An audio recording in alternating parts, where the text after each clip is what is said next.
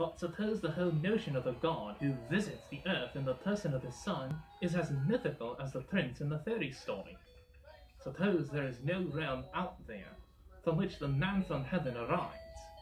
Suppose the Christmas myth, the invasion of this side by the other side, as opposed to the Christmas history, the birth of the man Jesus of Nazareth, has to go.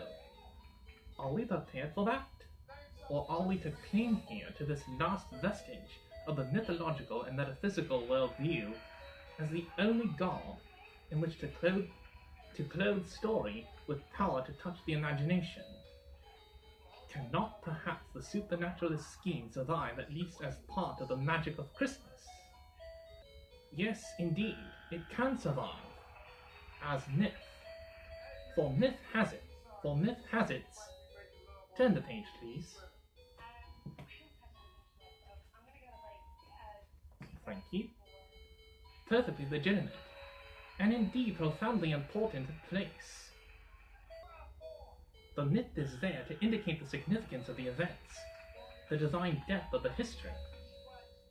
And we shall be grievously impoverished if our ears cannot tune to the angel's song, or our eyes are blind to the wise men's star. But we must be able to read the nativity story without assuming that its truth depends on there being a literal interruption of the natural by the supernatural. That Jesus can only be Emmanuel, God with us, if, as it were, he came through from another world. For as supernaturalism becomes less and less credible, to tie the action of God to such a way of thinking is to banish it, for increasing numbers, into the preserve of the pagan myths, and thereby to sever it from any real connection with history.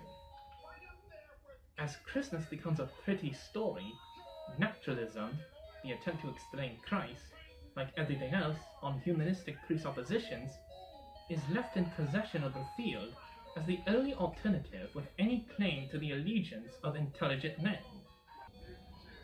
Naturalism has, on the whole, been remarkably favorable to Christianity in the realm of Christology. Once the dogma of his deity has been put out of the way, the humanist picture of Jesus is noticeably sympathetic, especially when compared with the sharpness of its antitheism. Indeed, the non-Christian secularist view of Jesus shades imperceptibly into the estimate of his person in liberal Christianity. To do it justice, let us then take the naturalistic interpretation of Christ at its highest and most positive. This has even been ready to use the epithet divine of Jesus, in the sense that he was the most godlike man that ever lived. That what he said and did was so beautiful and so true that he must have been a revelation, indeed, the supreme revelation of God. According to this view, the divine is simply the human raised to the power of X. As Kierkegaard put it in a devastating parody more than 100 years ago, if the theme is well said, the man is a genius.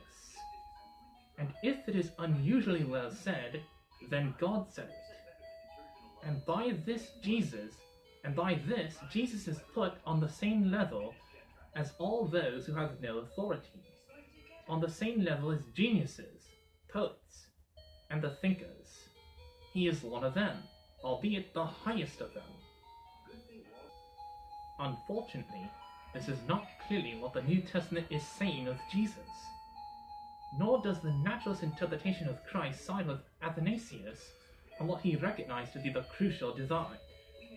To say that Jesus had a unique experience of God, that he displayed all the qualities of God, that he was like God, or that God was like him, this can never add up to saying that he was of one substance with the Father. And on that line, Athanasius was correct in seeing that the battle must be fought. However much one may legitimately deplore the categories in which that test of orthodoxy had to be framed.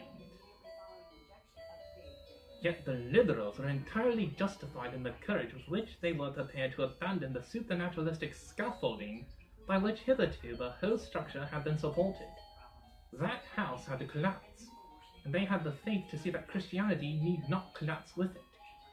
Moreover, however inadequate the liberal theology may now appear to us, it undoubtedly helped many to hold on to their faith at a time when otherwise they might have thrown it out completely. As the naturalistic scheme of things became incredible, but naturalistic theology was all that stood between an entire generation and abandoning the spirit and power of Jesus altogether. And the spirit and power was able in many cases to prove itself greater than the theology. Yet equally the theology has not sufficed to... Vance, please turn the page. Thank you. Commend the spirit and power. Modern humanistic naturalism has found less and less need to speak of Jesus as in any sense divine. The belief that we are at this point, and in this person in touch with God, has increasingly been left to the religious minority that can still accept the old mythology as physically or metaphysically true. This is a dangerous situation for the Christian faith, and in no way helps to answer Boniface's searching question: how can Christ become the Lord, even of those with no religion?